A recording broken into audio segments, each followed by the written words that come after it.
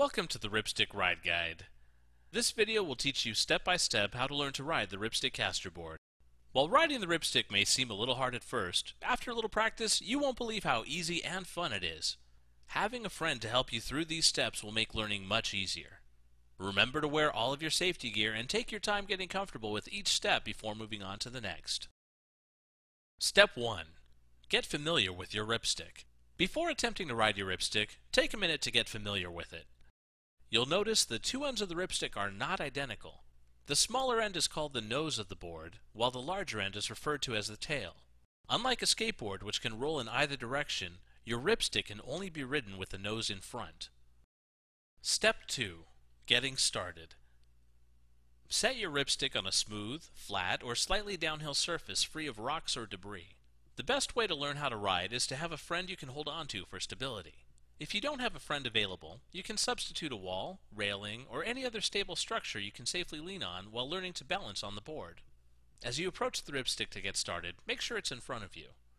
It is much more difficult to get started with the board behind you. Your friend should be standing on the other side of the Ripstick facing you.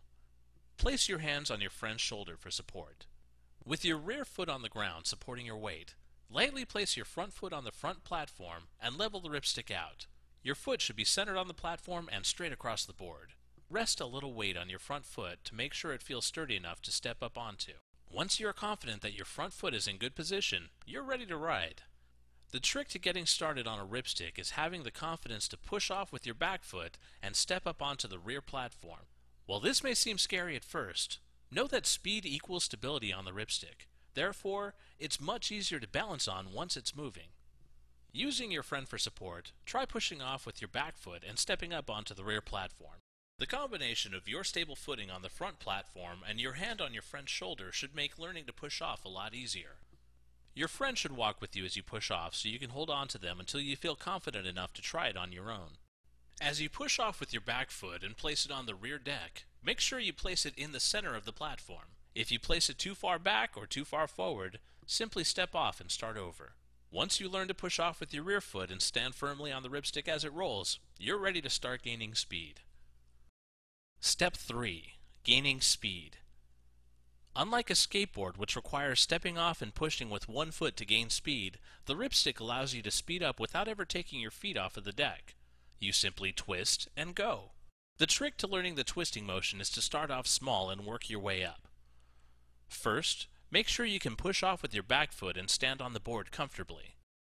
Once rolling in a straight line, start moving each platform back and forth in small rapid movements. You should notice that this motion slightly increases your speed of travel. As you get comfortable with this, begin to increase the length of the back and forth wiggling motion.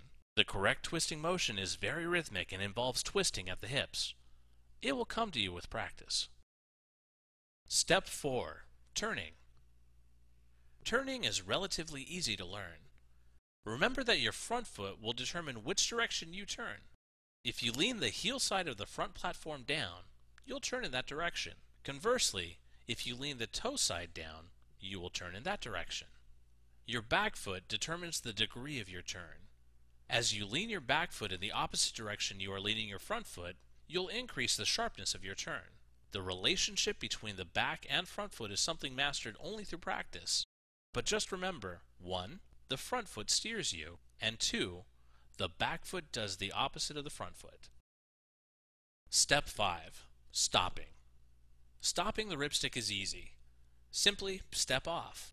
Since the Ripstick cannot balance on its own, it won't roll away. Remember, while riding the Ripstick may seem a little difficult at first, once you learn, you won't believe how easy and fun it is. If you can learn to ride a bicycle, you can learn to ride the Ripstick. After you've learned how to ride, thank your friend by helping them to learn how to ride too.